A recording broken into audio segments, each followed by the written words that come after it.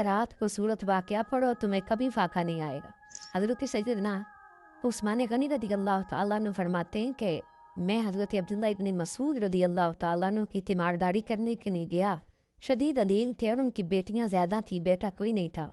फरमाते मैंने उन्हें जाके कहा कि मैं चाहता हूँ कि ख़जाने में से ना कुछ थोड़ी सी आपकी बेटियों के लिए मदद कर दूँ ताकि काम आए। हज़रत अब्दुल्लाह इब्न मसूद रज़ी अल्लाह तआला अन्हु शदीद बीमार थे।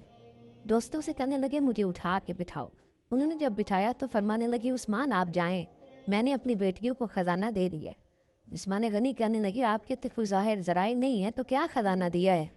फरमाने लगे मेरे नबी करीम अलैहिस्सलाम ने फरमाया रात को सूरत वाक़या पढ़ो तुम्हें कभी फाका नहीं आएगा। मैंने बेटियों को सूरत वाक़या याद करा दी है। तारे झड़ सकते हैं, सूरज टूट सकता है, चांद अपनी जगह छोड़ सकता है, पर मदीने वाले महबूब का फरमान गलत नहीं हो जाए, वो कभी फाके नहीं आए। सूरह अल-वाक़िया कुरान मजीद की 56वीं सूरत है जो मक्का मुकरमा में नाजिल हुई। उसका मरकज़ी मौजू क़यामत, आखिरत और इंसान के अमाल का इंजाम है। सूरह के आगाज़ में अल्लाह ताली फरमाता है कि जब वाक़ई यानी क़यामत पेश आएगी तो कोई उसके पेश आने से इनकार नहीं कर सकेगा। ये इस दिन की होलनाकी और यकीन दहानी का ऐलान है। इस दिन इंसान 3 गिरोहों में तकसीम होंगे। साबिक़ून अस्हाबुल यमीन और अस्हाबुश शमाल। साबिक़ून वो लोग हैं जो ईमान, नेकी और अमल सालेह में सबसे आगे थे।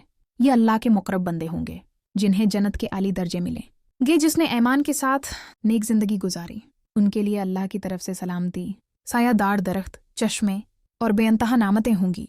जबकि अस्हाबुश शमाल वो होंगे जिन्होंने दुनिया की ज़िंदगी में अल्लाह को भला दिया, तकबर किया और गुनाहों में मुब्तला रहे। उनके लिए जलता हुआ अजाब, धुआं और खोलता पानी होगा।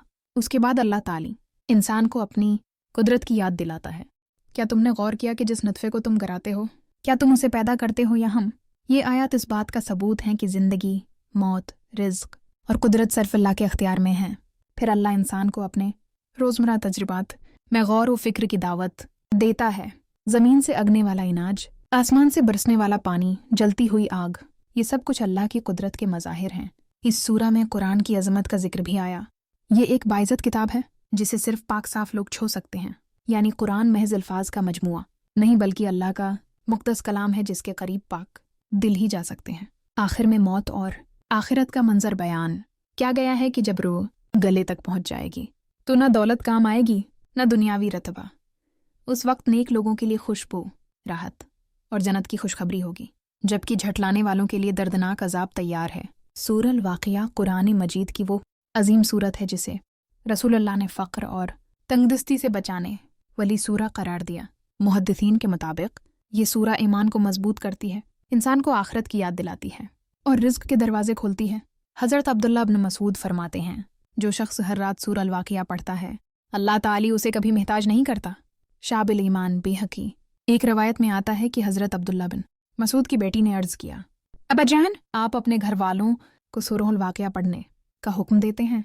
तो उन्होंने फरमाया हाँ, क्योंकि मैंने रसूल अल्लाह से सुना कि सूरह अल-वाक़िया तलावत करने वाला कभी फ़क्र व महताजी का शिकार नहीं होता। इस सूरा में अल्लाह ताली ने क़यामत, इंसान के अंजाम और अपनी बेपाया कुदरत का बयान किया है, जिससे ईमान ताज़ा होता है और दिल अल्लाह पर भरोसा करने लगता है। उलमा कहते हैं कि जो शख्स अशा की नमाज के बाद वज़ू की हालत में इखलास के साथ सूरह अल-वाक़िया की तलावत करता है, अल्लाह इसके रिज़्क़ में वसात और बरकत अता फरमाता है, उसके दिल से खौफ और गम को दूर कर देता है और उसके ईमान को जला बख्शता है। बुजुर्गान दीन का मामूल था कि वो अपने शागिर्दों को सूरह अल-वाक़िया की तलावत की आदत डालते थे ताकि रिज़्क़ में कशादगी और दिल में इत्मीनान पैदा हो। इस सूरा की ख़ास रूहानी तासीर यह है कि ये इंसान को याद दिलाती है कि असल रिज़्क़ देने वाला सिर्फ़ अल्लाह है और वही अपने बंदे के लिए कफ़ायत करता है।